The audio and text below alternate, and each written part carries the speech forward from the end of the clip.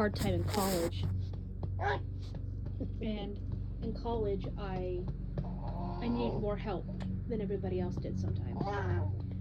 I feel like your fetal alcohol syndrome effects, I feel like it just kind of gets grouped into other issues, like your anxiety just gets cataloged as anxiety, but separate. Yeah. Your paranoia just gets cataloged under the anxiety and then separate. Your distrust is just seen as more of a personality trait rather than a side effect of the fetal alcohol syndrome. And so I feel like the learning disabilities are just kind of seen as you're probably just autistic or somewhere on the spectrum rather than it being acknowledged as a part of the fetal alcohol syndrome. And so I think when you try to discuss with people your fetal alcohol syndrome, a lot of people, I think, kind of disregard it as being a problem for you because they don't see all of those things as they don't draw the lines back far enough to be able to link it to your fetal alcohol syndrome. They just assume that it's a learning disability on its own, not because of something. And so I think that a lot of the help that you could get is not given because it's not. It's really hard to tell people what's going on with me because I can't explain it all the time. Yeah. It's not all the time that I need help. It's not all the time that I don't understand. Yeah, you function very well, all things considered. Yes. You have dyslexia, but it doesn't really stop you from being able to read, write, and communicate. You just do it at a little bit of a slower pace. Right. And you need a little bit of extra help when it comes to completing sentences correctly, I suppose, where you'll miss a few letters or words here and there when you're typing. You have trouble sometimes recognizing words when you're reading because you memorize them rather than being able to sound them out. You have to memorize the word. And so sometimes you'll have to come to me to be able to help you to sound the word out, and then you'll be able to recognize the word the next time you see it come across a page, kind of thing. But I think what really gets me the hardest to be able to be a functioning adult really is having to be out in public. Yeah. The public is scary, and I don't trust anyone, so I feel like I have to be bigger than what I am. And sometimes that leads to lying. Sometimes that leads to anxiety, which I think people are just talking about me nonstop. Yeah. I think that they see that I am handicapped and that they're worried about the work that I would do. Yeah. They don't believe that you belong in what would be considered difficult professions. Correct. I know that when I was working for the prison, there were a lot of people who would mention things, especially if I had clerical work that I had to do, like tickets or writing reports. My reports always had to be spell checked. I couldn't handwrite them, and I got judged for a lot of that because I couldn't handwrite them. Well, and if they knew that you had learning disabilities, even if they didn't see your work, they would just assume that you would be incompetent. Yes. Whether they actually had proof to believe that or not, they would just expect you to be incompetent. Correct. Or incapable of doing the job because of your special needs, because you're on the spectrum. But it all kind of circles back around to the fact that they don't understand fetal alcohol syndrome. Fetal alcohol syndrome isn't completely understood. Yeah. As it is right now. Yeah. Because it's so undocumented. Undocumented and undiagnosed. Yeah.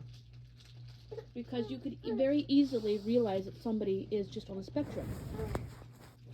You could very easily think that somebody's got Asperger's. I'm saying it wrong. Asperger's. And not realize that they have fetal alcohol syndrome because a lot of the same things apply. Yeah. Socially, you're not good. In school, you might not do as well.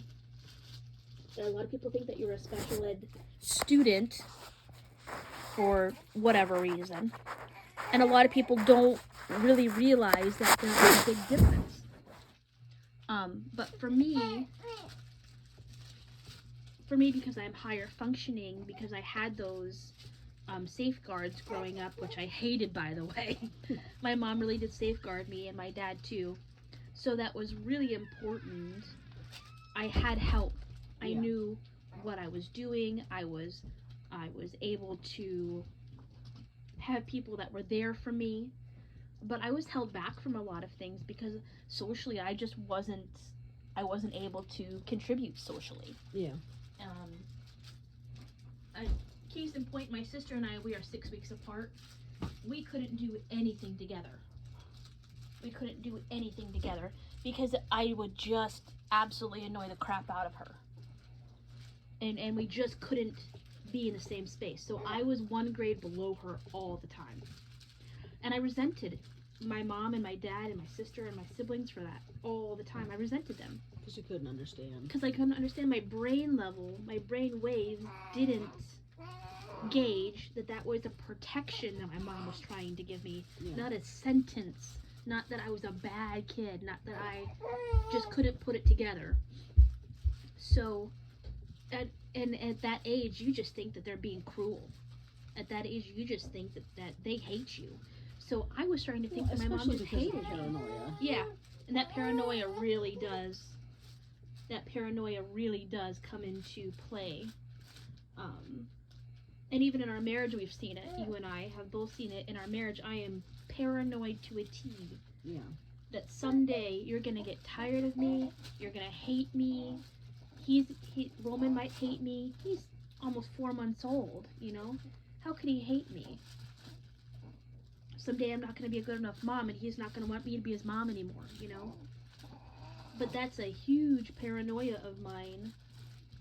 And a huge burden that you have to carry in our marriage because you're constantly telling me that I'm okay. You're constantly having to remind me, and I always have to ask you, are we okay? Because I don't understand what's going on. My brain is telling me one thing, but my heart is telling me another thing, and I don't know how you feel. So constantly having to ask you how you feel about what's going on keeps me grounded. Keeps me in reality. Well, and I know a lot of what I do for you is preventive. Yeah. So if I'm doing something that I even have a concern that you might question, I suppose. So if I'm going to hang out with somebody, I'll let you know who it is that I'm hanging out with, where I'm going to be when I'm hanging out with them, how long I'm going to be out. That way you don't have any concerns that I'm being distrustful, I suppose. Right. And then there's never been an issue with you being able to call me while I'm out. Right. I'll always answer my phone, and I'm not afraid to put you on speakerphone. You have all of my passwords. You have all of the codes to be able to get into my phone. And those are all things that I've intentionally done so that you can know that you can trust me. Where it's not just you having to take my word for it. I don't think that my brain fully started to understand things until we were getting close to our 30s. You and I have been together since we were 20, but been married since we were, 22? We got married? 23. We were 23 when we got married. August of 2013. Yeah. We got married. But over the last 10 years that we've been married, it's just been the last few years that my brain has really clicked into the idea that everything is okay. Or can be. Or can be okay, yeah. That the trust is paramount between the two of us, and that I can, no matter what, depend on you for everything, no matter what. And I think it was because my brain was still that immature, and it took me a little bit longer to sort of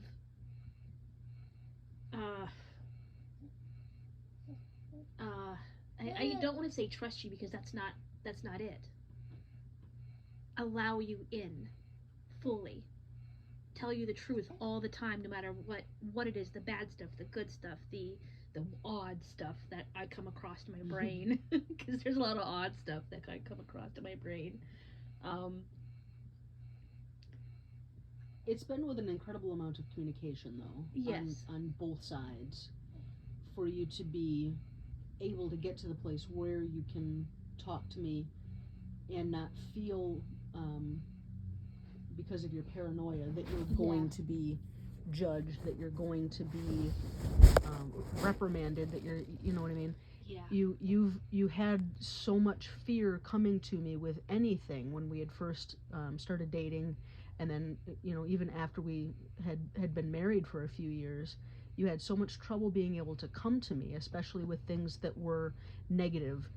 You know, you had gotten in trouble at work, or you had not done as well on a project in college, or, you know, things like that. You'd gotten into a fight with my parents, or if there was anything that would be seen as negative, you were so afraid to come to me because your paranoia expected me to to treat you in the same negative way that you would expect. How do I put it? The way that you believe you should be treated is how you expect me to treat you. Well, and my brain goes extremely negative no matter what. Like, really, really negative. What was the thing that I told you just the other day? Something about, well, if I act like that, then you should really just shoot me. Oh, yeah. If I really behave that way, then I don't deserve to be a person. And I really felt that way that day. I really felt that way, that if I was behaving in a way that you felt was inappropriate, then I really just didn't deserve. Yeah. And there's been several things that have happened like that. When we had gotten into an argument, just trying to figure out this whole parenting thing with Roman, you just immediately assumed that what would be best for me and Roman is for you to just pack up and move back home. Yeah. And just get out of our lives. And it took me a lot of convincing to help you to understand that that's not at all what me or he wanted. Yeah. I or he? There's a lot of paranoia, and there's a lot of very sketchy thoughts that run through my head as a result of my inappropriate brain. It was something that my mom said just a couple of days ago, even to me. She said a doctor one day told her that a fetal alcohol syndrome brain is like Swiss cheese. Another doctor described it to me as the synapses in your brain firing, but never meeting its end goal. So you have all of these firing brain things that everybody else has, but they never meet their resting place. They just go off into the ether in your brain and never actually meet the right place. And some of them meet the wrong place. Emotionally, physically, physiologically, they meet the wrong synapses at the other end of the tube, basically. Well, that would explain a lot of why there are so many times where you feel to be irrational. Yeah. I suppose, where when a thing happens, you have the totally wrong emotional response. And not intentionally. No, of course not. But do you have an example? I guess it would kind of be right back to what we were just saying, where, you know, we had gotten into an argument trying to figure out this parenting thing. Yeah. And rather than trying to talk it out, you became very irrational, and you got angry, and you got scared even. And that combination of emotions that you were feeling told you that it was best for you to just leave rather than try to stay and figure anything out, try to work things through. Because I felt like I was holding you and Roman down. Yeah. I felt like I didn't belong. I felt like you and Roman would be so much better off if I wasn't emotionally and physically holding the two of you down. I was not giving you and Roman the best chance. But it felt so over the deep end. Yeah. That when we were trying to kind of talk to my mom about, you know, how things were going down, even she, I think, mentioned something about how irrationally you were behaving. Yeah. And it took me a few days to calm down. Yeah. But then my detachment disorder kicked in. My detachment disorder, I stopped calling her mom because she's my mother-in-law. Yeah. I started calling her by her first name. I started referring to things as assets. So I started to mentally detach pretty quickly. And if it weren't for you telling me that that wasn't necessary, that I was really overreacting, it probably would have continued. I think that if you and I didn't have the years of trust behind us, though, I don't think that anything that I could have said would have made a difference. Yeah, I was fully detaching. I was fully on the way out of that situation. But my brain had already said, this is what needs to happen, and you're going to do this, you're going to save them, and you're going to save yourself. But I think also another big issue that a lot of people don't realize is the speed talking as well. I speed talk. Yeah. I have a list, especially when I'm nervous, especially when I have something that I want to say, but I have limited brain space and brain power to say it. My brain doesn't always allow me the space or the power to say it. And so it stays in there, and it festers, and then it becomes a problem. But I never thought that I would move out of my parents' basement. I never thought that I would get married. I never thought that we would have children. Yeah. We both had so much growing up to do. And the growing up that we were able to do on our own while we were living in Hawaii by ourselves for 2 years with the military. But also, hey, buddy. Hey. Hey. For the last several years, we've been living on our own. We bought our own house. We lived completely on our own for the last several years. Yeah. And far enough away from family that we really were on our own. Which was good for us. We did build a lot of trust. We did learn how to actually have a functioning marriage. Yeah. Well, and for better or worse, it was because we really only had each other. Yeah. But that was a great thing, I think, for us. Yeah. Because we weren't relying on anybody else for our support system. But I really wanted to transition and talk to you about the things that you feel, because you are on the spectrum, and we know you are, just based on everything that we've seen, and your family members that are diagnosed on the spectrum. Your father is also on the spectrum. He's also undiagnosed. He's also undiagnosed as well, but we know that he is. Yeah. There's a lot Well, of... he said it himself, too. Yeah. Even without doctors confirming it. Yeah. You know, he knows that he's on the spectrum, and we all know that I'm on the spectrum to some extent. Yes. So what has affected your life that you know is spectrum related? I know that you eat the sides of your cheeks. Yes. Your audible cannibalism is part of that. Yep. I know that you have a really hard time not counting everything, your steps, your fingers. Yeah. OCD is, I definitely huge think, part of that. And again, that's also undiagnosed, but I definitely think that I have OCD, and I do think that it's to do with my autism. So you know, things need to be in a certain way, or I genuinely can't sleep at night. Yeah. The sheet, for example, on the bed, needs to be tucked in on my side and at the foot, or I can't sleep at night. I'll wake up and, at 3 o'clock in the morning and I have to fix it, or I won't be able to go back to bed. Well, we can't sleep in the same sheets either because you cocoon, you need the compression. Yes. If you're I not, have a lot of spatial issues. Yes. If you're not spatially set up to go to bed at night, you'll be up all night. Yeah. So we have to sleep and I'll keep you up too. Yeah, we've kicking learned. and turning and Yes. Yes.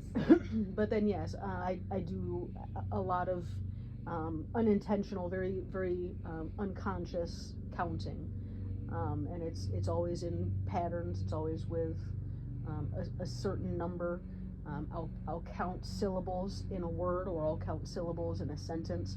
I'll fixate on a sentence. I'll be talking to somebody and they'll just say a sentence, and for some reason that sentence will stick out to me. I'm not even sure why it would be that particular sentence, but that sentence or that word will stick out to me, and I'll zone right out and I'll just fixate on that word or that sentence, and I'll just repetitively count the syllables in that word or in that sentence, and then I'll kind of snap out of it and I'll not even know where the conversation has gone to, and I'll have just been staring off somewhere, and it makes it very socially awkward. Because I mean, I've gotten better over the years just on my own, trying to work through it, I suppose, to try to keep those habits, I suppose, to a minimum. Right. It takes a lot of consciousness, it takes a lot of effort, a lot of intention to, when I'm counting, just count on the tips of my fingers and do it under the table so that nobody's seeing me counting on my fingers. I'll hold your hand sometimes when I realize that you're counting. And I think that's a lot of the reason why I chew on my cheeks, because I'll chew on my cheeks to the rhythm of that, of the counting that I'm doing, and then it's a little less obvious. People chew on their lips, people chew on their cheeks all the time. Well, I see you really counting your teeth. You count your teeth as well with your tongue. I click my teeth. I click my teeth together and count as well. And again, that's a little less obvious. That's one of the things that I do that keeps people from noticing what I'm doing in polite society. What about your music? You have a really hard time with anything that has words in it. Is it overwhelming to you? I don't know that I would necessarily say that it's overwhelming. I think I find it more distracting from the actual music. Okay. So I've always had a disinterest in music being played and having somebody else tell me how to interpret it. Gotcha. I guess. And so music with words, while I don't dislike it, it's just not my favorite.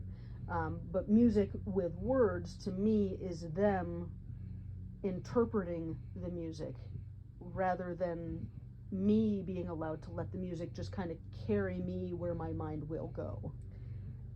Is the music something that you need to get through your day? Normally, before Roman came, we always had music in the house. Yeah. It was never quiet in the house before Roman came. Yeah, I'm tired enough now that Roman's here. It doesn't Matter. I don't need music to go to sleep anymore. I sleep just standing up kind of thing. But yeah, before, and I mean, it's always been, I don't have memories far enough back to know if I ever was able to sleep without some type of music. If I was able to, and I guess throughout the day, it's not necessarily that I need the music, it just is something that I appreciate, I guess. It keeps me focused, it keeps me level-headed, it gives me something to keep my anxiety down, because I know that the anxiety, I think, is something that goes along with my autism, especially in social settings. Yeah. If I have music, it gives my brain somewhere to go, to escape. Even if I physically can't leave, music allows me to go someplace to recover, I suppose. Right. And so I'll always have music going.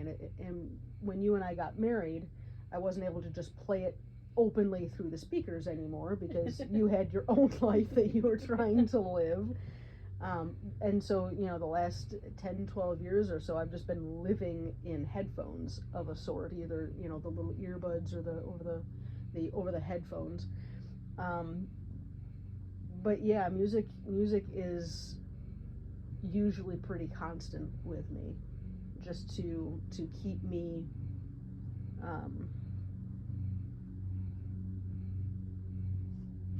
I don't know, it's Sane? yeah. Is Yeah, sane the right word? it feels like it sometimes. Yeah. Growing up, you didn't realize that it was autism that you were struggling with. Right. And so you didn't have a lot of friends. I just thought I was weird. I just thought I was weird.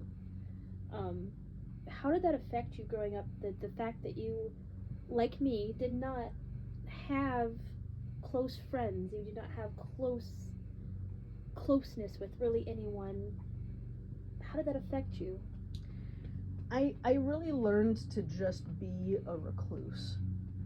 I stopped wanting to be outdoors. It stopped, and I guess I can't really say that it stopped bothering me that I didn't have friends or that I didn't hang out with anybody outside of school, but I at least stopped showing that I was bothered. I grew content, at least, in my solitude. I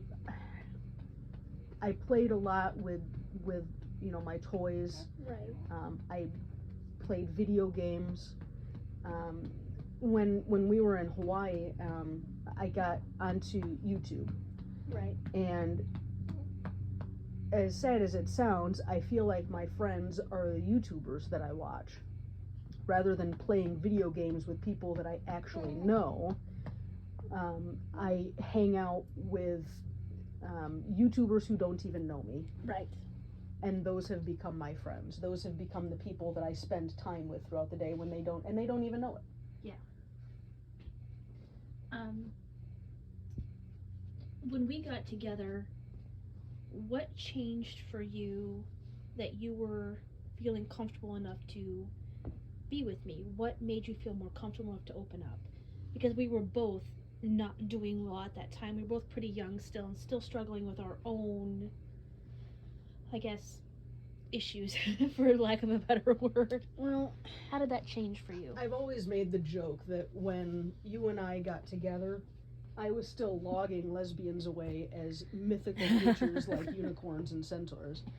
You know, I had grown up believing that I was the only one. I didn't know anybody else that was same-sex attracted, at least openly. Yeah. And so I spent a lot of my time before getting with you believing that I was just always going to be alone, or I was going to be pushed into a relationship with somebody that I couldn't love, and I would be alone anyway, probably feeling even more alone than I would have if I had just stayed single by myself. I think that it was because when you and I first started talking, it felt like I was talking to somebody that I had known my entire life. We were so similar in so many ways that it felt like I was just coming home. I described it as a breath of fresh air. Yeah. A connection that I'd been missing my whole life that I couldn't even get from my family, that I was finally finding. It was like a breath had finally come into my lungs, and we finally found connection. Yeah. There was a lot of doubt from both sides of our family. Both of our families were like, this isn't going to work out. Understandably, of course. Very afraid because they saw us as polar opposites. Especially when I came for the first part of the summer. I know that your mom was very skeptical. Yeah. But there were still a lot of things that I was hiding because I was afraid that if you didn't like me, that I would have to just not be around you, and I was too afraid to not be around you. I loved being around you. Well, you really had to take a leap of faith. You really gave up a lot to come here the first time to meet me. Yeah. And so if it ended up not working out, there was not a lot that you were returning home to. No. Sorry. So I know that was, I would say, rather out of character for you. Yes. To try something like that. With this in mind, I already knew that I always had a propensity to repel people. So people would be in my life for a very short amount of time, and then I would either dispel them myself because I was too afraid to get close to them, or they would realize that there was something wrong with me and not want to be in my life. It was usually the latter for me. Yeah. I usually, like, people would start to get to know me, and they would just find me to be weird and obnoxious because I was very socially awkward. Yeah. Same. And I didn't even know what it was that I was doing that made me socially awkward to be able to try to fix it. But as an adult now, it's rather obvious that there's nothing that I could have done, nor should I have done, Yeah. to fix it. There was nothing wrong with me. I was just different. If things had been different and we had met when we were younger, I would have seen you as a major best friend, and things would have been amazing for us at that time because of how well we get along now. And I can absolutely see the friendship. Not a lot of people know this, and this isn't something that we always talk about, but we courted. We didn't have sex. It wasn't about sex, and to this very day, it's not about sexualness. Well, the first year of our relationship, we were long distance. Yeah. And so we spent that first year, whether we liked it or not, having to just connect in an emotional way without there even having the possibility of any type of physical connection. And for honesty's sake, because we already know what's going to happen and what's coming on, you're asexual for the most part. Mm-hmm. And we already know that, and that's fine. It took a while for us to kind of understand that about me. Yeah. But now that we do it, it just kind of makes sense. There's nothing wrong with that. And for me, now that I've grown up and I've realized that physical intimacy is like only a teeny tiny bit of my life, it's completely changed my outlook on having a relationship with someone and being married to someone. Physical intimacy isn't necessary to be married and to love and be in love. Which is completely contrary to what we were taught when we were growing up. Yes. It was all about the physical intimacy. You always had to give yourself when you away. stopped having sex, your marriage was over. Yeah. And that's not at all the case that we have found. I actually find it drives me closer to you when we're not physically intimate all the time. And we're not, I mean, once or twice a year, when you're talking about this type of stuff, is not a lot. But it's fine because it drives us closer together instead of ripping us apart. I didn't understand that when we were really young. When we had first got married, I didn't understand that. So I thought that when we weren't being intimate all the time, that meant that you didn't like me anymore. And so I thought you were trying to get rid of me. Like, in the back of my brain, I thought there was something wrong. And when we finally started communicating that wasn't the case, I was like, oh, well, we'll just get rid of the physical intimacy, because why do we need it all the time? At least for me, anyway. Yeah. And it's interesting because there's always this question: am I homosexual because of the sexual assault that I experienced when I was growing up? And the answer is no. But am I asexual because of the sexual assault experience that I had when I was growing up? And I think yes. Yeah. And dealing with all of those proclivities, everything that's happened in the past, I think has driven us closer to understanding each other now. It's hard to talk about what happened to me with foster kids in our house and things that I didn't want to tell my parents because I was too embarrassed.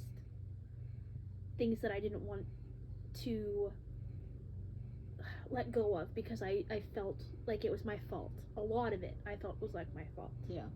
And that's unfortunately the general consensus on the thing. Because I was 8. I was 8 and he was a foster child named Devin. And it was not something that I will ever forget.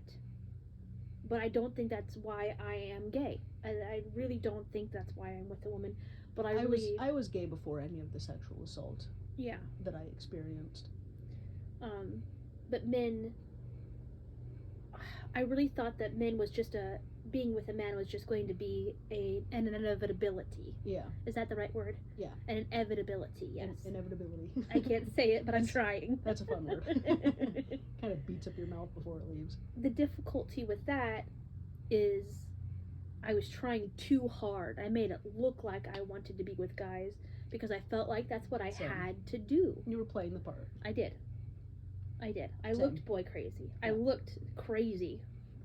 But I wasn't feeling right. It didn't feel right.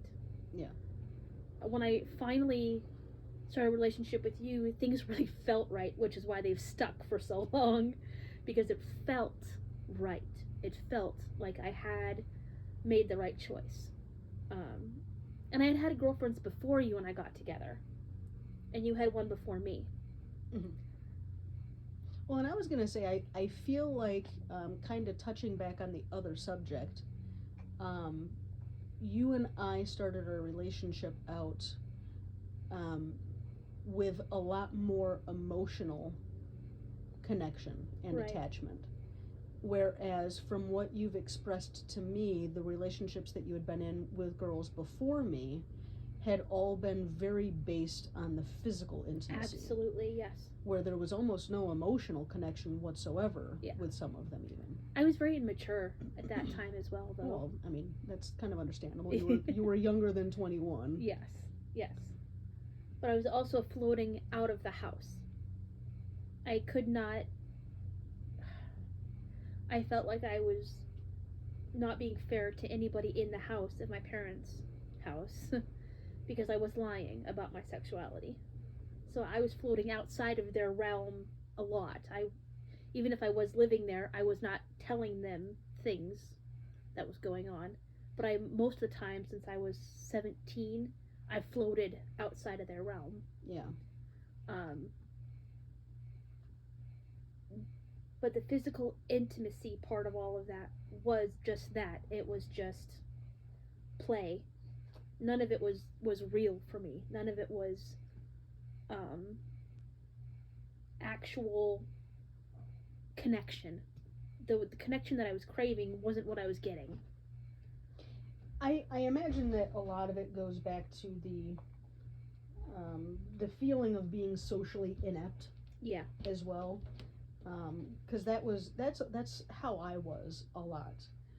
I was never physically intimate with any of the guys that I dated, but because I felt so socially inept, I kind of prided myself on having a boyfriend, because that meant that somebody did like me. You know what I mean? Somebody liked me enough that they were dating me, and so it didn't matter necessarily that I felt nothing for them, and that I had no intention of going anywhere with the relationship. I was able to tell people that I had a boyfriend, and that felt enough. Yeah. That felt good enough. Yeah. Because then, people weren't questioning why I didn't have a boyfriend. People weren't questioning, why I wasn't hanging out with somebody. I would just go and hang out with that person that I was dating and their friends, and would just kind of leech, I guess. Right. How did you come to the realization that it wasn't heterosexuality that was for you? How did you come to that realization? Because I know you had a girlfriend before me. Yes. So how did that realization dawn on you? It was all the way back, and it was something that I hid. I went to great lengths to hide the feelings that I had, but it went all the way back to childhood even. And it kind of plays into the thing. My sister and my older cousin, female, were both very in competition with each other to, get the boyfriend, the perfect boyfriend. Right. So, if they were hanging out and they found a guy that they liked, they would fight with each other to see who could get him to date them first. Right. But the entire time that I was hanging out with them, I had no interest in getting involved in their game. And it wasn't just simply I didn't find the game to be entertaining. It was we would be in town hanging out, shopping with our parents or whatever, and they would see a cute guy and they'd go, "Oh, look how cute he is. I wish that I could date him." And they'd go try to, get his attention. And I'd be more interested in trying to get the attention of the girlfriend that was on his arm already. You know what I mean? Yeah. I had a babysitter when we were growing up, and I think this was one of the first experiences that I had that really made me confused about myself. We had a babysitter when we were growing up, and I would have been 11 at the very oldest, probably. And I was always trying to get her attention. I was always trying to seek her approval. Right. And it wasn't like I was trying to make friends with her. It was very much in the same way that Beth and Sharon, my sister and my cousin, would be trying to go off and get the attention of boys. I would try to impress her. I would try to make her laugh. I would try to get her to appreciate things that I was doing for her, going in and getting her things, and you know what I mean, giving her little gifts. I was always trying to seek her approval. You are aware of my Turner syndrome. Mm-hmm. You're also aware that a couple of doctors have told me that I'm probably like women because of my Turner's syndrome. Right. And we'll never really know what it is, honestly, except that they have seen it. It's a genome change. Yeah. Well, I think that they've been able to see that there's that same type of genome change, the same break in the chromosome in women who are autistic. Correct. And it's the same with the Turner's women as well. Right. It's the same I knew that gene. before I knew the autistic one. Yeah. It's the same change. But do women feel safer to you, or do you just feel more physically attracted to them? The latter. The latter. Yeah. Okay. Because a lot of people have asked me, do you just feel safer? Because honestly, I think I feel more safe with my male friends than I do my female friends. They feel a little more sane sometimes. Girls are a bit crazy. Girls are crazy. No, it's always been more of a physical and emotional connection that I can achieve with women that I can't with men. Correct. Okay. Correct. And that's why I'm saying correct. It is the same. Yeah. For me. Right. And that didn't really happen until you came along. That actual connection that I felt, I knew that there was something that wasn't kosher. That wasn't right. It wasn't until you and I got together that emotional and physical connection fired in my brain the right way. And I wanted to stay. I wanted to be with you. I wanted to seek your love and your approval. Yeah. Because I couldn't love anybody else. I was completely incapable of even loving myself. And so being in your presence and learning how to love you and be in love with you taught me a lot about loving myself. And I know it's supposed to be the other way around, but people that have different brains are going to learn things differently, and I think that's why I did. Yeah. I learned to love myself through loving you, and now through loving Roman. And I feel like I had the exact opposite issue compared to you, where rather than being incapable of loving other people, I loved too hard, and I became overbearing and overwhelming. Oh. And they would have to separate themselves from me to spare their own sanity. Oh, goodness. You know what I mean? Yeah. I became infatuated. My ex-girlfriend is what I'm regarding right now. Yeah. I became so infatuated that I was suffocating her. Gotcha. How is it now being a mom, especially with special needs? We both have special needs. How is it being a mom now? And how has that changed your needs for the better or for the worse, I guess? I don't feel like my mental health has been any better Mm. since becoming a mom. I've always struggled with anxieties. I've always struggled with depression. I've always struggled with feeling adequate, feeling like I'm enough, feeling like I have a future, feeling like I'm not just a waste of space, that I'm not just here because people would be sad if I weren't. Right. And I've not struggled with any of those issues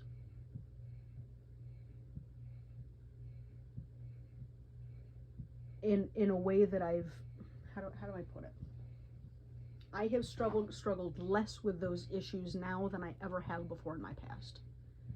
I feel like I have a purpose now. Right. I feel like I am actually needed, not just because somebody would be upset if I weren't here. I feel like I still have anxieties around Roman, obviously, because I mean, am I going to take care of him well enough? Am I going to give him the opportunities that he deserves? Am I going to give him the emotional and physical support that he needs, Right. that he deserves? So I still have those anxieties, which I think are normal for every parent. But the anxieties that I had before he was here, I've not struggled with almost at all. Are you anxious at all about being a parent with me? Now that we have been parents for the last almost 4 months now. In 9 days, it'll be 4 months that he has been born. Are there anxieties about us both having special needs and me also being your co-parent, your spouse, his other mom? Have you seen anything that worries you? I feel like I have some concerns, but I also feel to an extent like our collective special needs is also going to be a bit of a boon for him, because you and I understand it because we experience it. Right. And so if he has, which it's likely that he'll have some form of autism like I do, it does seem to be hereditary, we will recognize the signs because we have the signs. Right. And so it's not going to go unnoticed for him. We'll be able to recognize if he has special needs, what level he's at, what assistances he's going to need, what interventions he'll need to be able to become the best that he can be, regardless. I think I have one more topic that I wanted to touch on, because this is something that you and I have both really struggled with. We're both Christians. My parents are pastors. My mom's a youth pastor. My dad is a senior pastor and has been for years. Mm-hmm. Your grandparents who raised you, he's a pastor, preacher. And my grandma was junior church. Yeah. Being who we are and struggling the way that we struggle, has it been a struggle with you in Christ? And in what ways are you struggling in your faith because of that? If I feel very conflicted spiritually. I feel like I'm intentionally, every day that I wake up and choose to stay with you, I feel like I am choosing you and earthly delights, if you want to call them such things, over Christ. Because there is enough in the Bible to suggest. Yeah, to suggest that being homosexual is a sin. Right. And so it's obviously seen in a lot of the Christian world as something that is not a born identity. It is a choice every day to be homosexual. Right. My grandma, the one who raised me, who did all of the junior church and put on all of the Christmas shows for church and things like that, told me that it's kind of similar to, or could be compared to, a vice like alcoholism or drug addiction, where you wake up and you choose to drink in excess. You choose to indulge in drugs.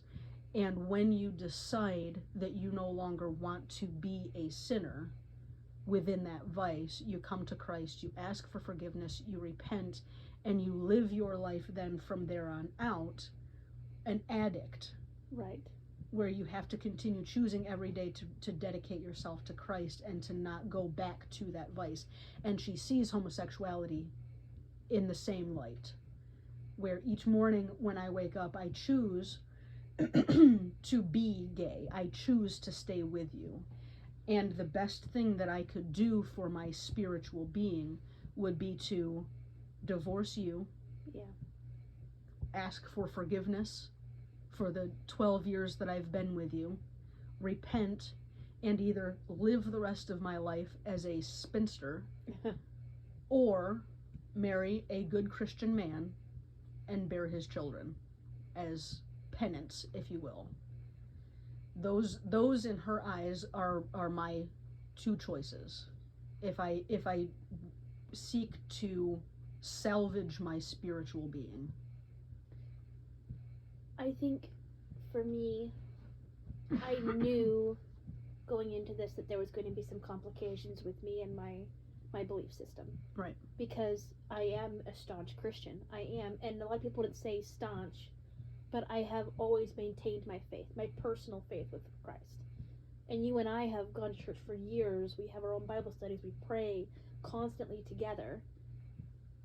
And I find it so difficult to reconcile, that's the right word, reconcile myself with Christ some days, because I know that growing up this was not what I was taught. Yeah. This was not something that was okay, nor was it acceptable. Yeah. So the hope that when I get to heaven is that I look God in the eye and I'm able to reconcile with him. Yeah. That's my hope when I get to heaven. Because nobody really knows what is going to be reconcilable and not. Yeah. I will be judged. Yes. I know that. I will not have stored as many things in heaven as everyone else. I know that very much. But my hope is that he will still allow me access to heaven. I realize that I will not have stored the same amount for myself there. But the hope is that he will not condemn me to hell. And I guess my personal belief is that I won't be shunned from heaven, but I will be judged. Yeah.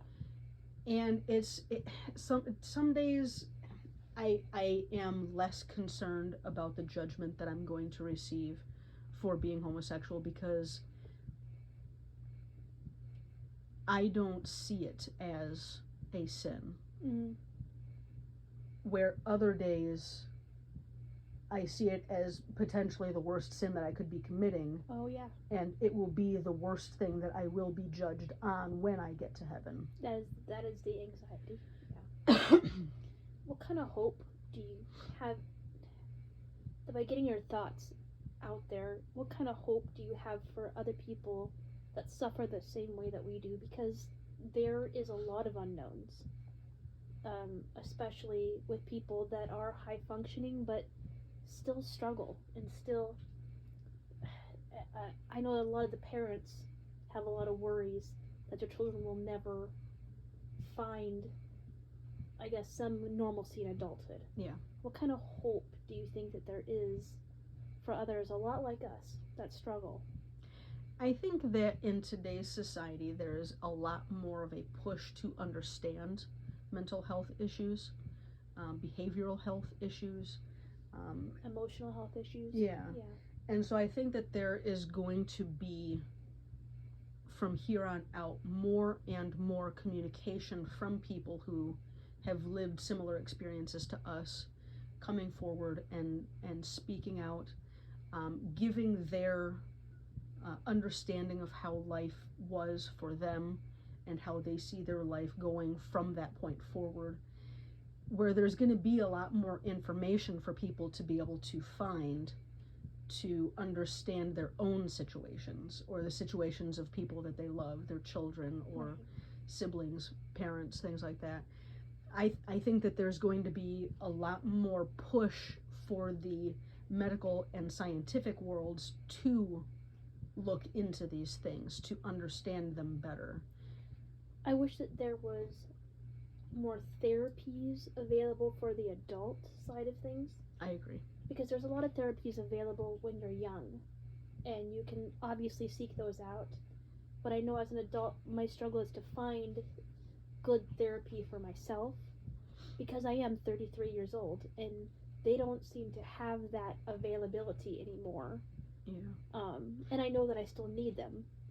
I feel like with autism, when you're growing up as a child, there's already plenty of things that are available, resources and opportunities for kids as they're growing up with autism to be able to be kept from falling through the cracks. Right.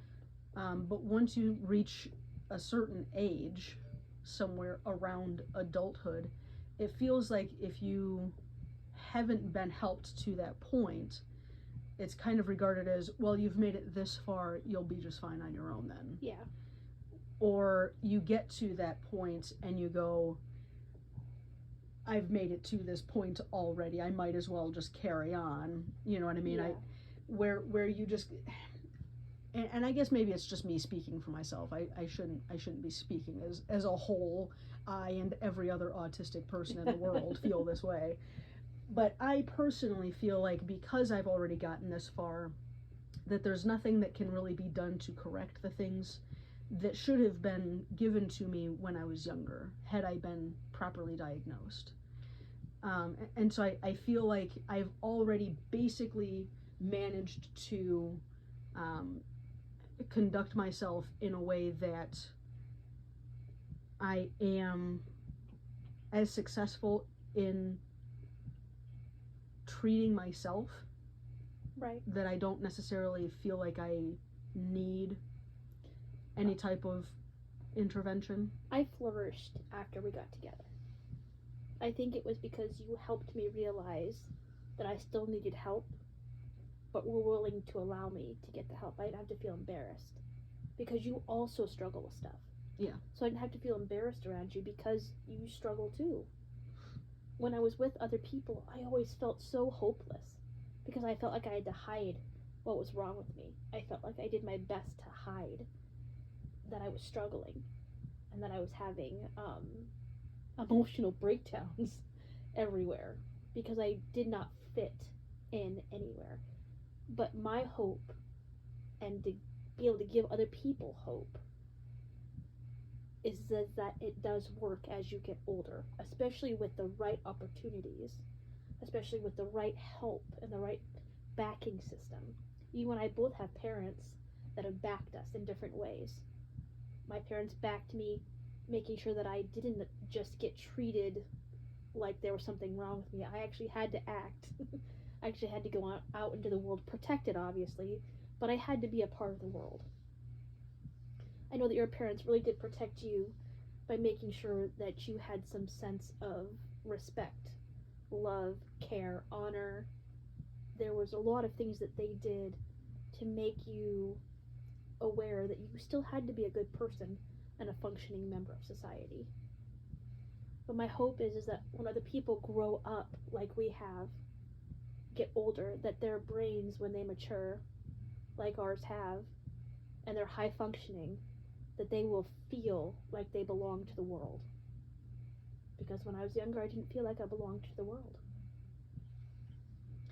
But I think that kind of is going back to the hope that I have, that the world is becoming more understanding. Yeah. Slowly but surely. The world is becoming more understanding. And I think it's because these mental and behavioral health issues are being talked about a lot more by both parents who have children with special needs or by adults who were raised with special needs who didn't receive the help. Right.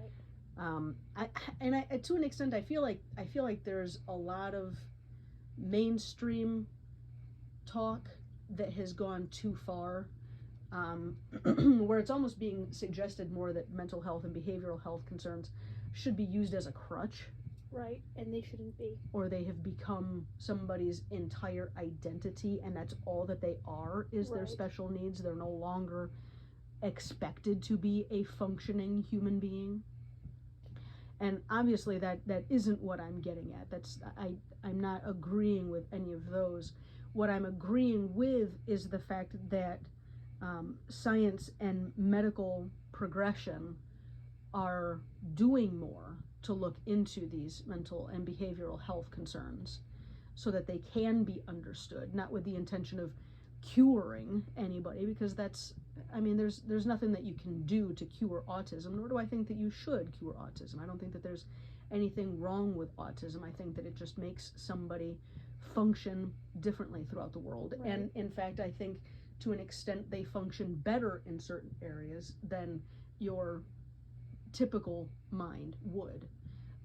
And so it's not with the intention of, trying to find a cure for these things, but being able to understand them and being able to help people to manage them and to use them to their advantage even, I think, are places that we, I hope, are going to in our society, where kids and adults who have autism aren't going to be left to just fend for themselves Right. anymore. They're going to be understood And accepted.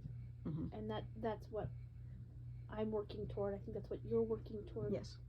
I know that if Roman does show up with anything coming up, we have already done our best to be prepared and ready and love him regardless. Absolutely. Especially with the way that we have seen that people didn't care for us. I don't want to protect him and keep him from the bad part of the world, but I also do want him to feel his best when he goes out into the world, knowing that we gave him all the tools to succeed. Yep. And you and I were both born in 1990, and there weren't tools during that time that were sufficient enough. Especially not in the what would be considered backwaters of northern Michigan where I was raised. Yeah. We have a family friend whose son was born with a very high on the spectrum. I believe he has a little bit of Down syndrome as well, not just autism. But it was just kind of accepted that he was never going to mature past a certain age. He was never going to be able to hold a job. He was never going to be able to build A life. Yeah, he wasn't going to be able to have normal relationships. He was never going to live on his own. He was always just going to live in his mother's basement. He was going to be on disability for the rest of his life, and his mom was just going to be there to cook and clean up after him, and that was his life. That was all that they expected him to amount to. And I know that he was also born in 1990. He was born just a little bit before I was. And it's disheartening to see that is in fact how he's living today. Yeah. There were no resources for him. Yeah. And his parents didn't realize there were resources either. And so he was just left to fall through the cracks, and his mother is just left to take care of him, whether she has the time or the patience to. Well, I know that she's for the very rest ill. of her life. I know that she's very ill. Yeah. Still right now. She just got through cancer. And I mean, it's expected that people with his level of special needs are probably not going to live to be an old age. Correct. But it is still terrifying to think what would happen if his mother were still to pass before he does. Yes. There's no safety nets. Well, his father's not in the picture, Mm-hmm. so she's the only hope that he has. He's going to just be left to be a ward of the state if she were to Right. pass before he does. And that's I don't know, that's terrifying to me to think that he's not even going to have the chance to be able to take care of himself because he was never expected to. And a lot of that is because the backwater of Michigan, there are no resources. Right. even today, 2023, we had to go to a different county to be able to get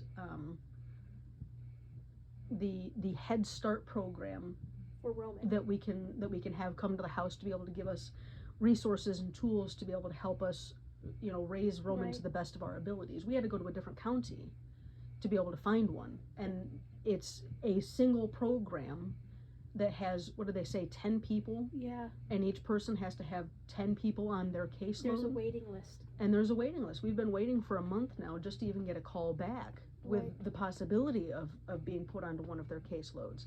Because this one group has, again, 10 people on their payroll, and they go to several different counties. Yeah. That's way too many people for that small of a group to be able to help. Well, and they can only visit once a month. Yeah. They can't even come once a week like normal parapros do. So it's like even today there's so few resources here in northern Michigan to be able to help children who are, I think the term is neurodivergent. Yeah. I think is what they've coined for it. Well, thank you for talking with me about this. I know that it's hard for us both to talk about these topics. And I know that it's not a very... It is not a very spoken about thing. Yeah. So we hide a lot of it. Well, I mean, there's certainly more that we could talk about. I mean, we've only been talking for a little over an hour, so I mean, There will be more to be touched on. We've got 12 years worth of things that we could talk on that obviously can't be touched on in a single hour. But thank you for at least giving... I think this is just nice so that other people can see that they're not alone. Mm-hmm. If this reaches anyone else who is feeling alone and is in similar situations to us, the least that we can do is let them know that they're not. Yeah. And that's our entire goal, is to let people know that they're not alone.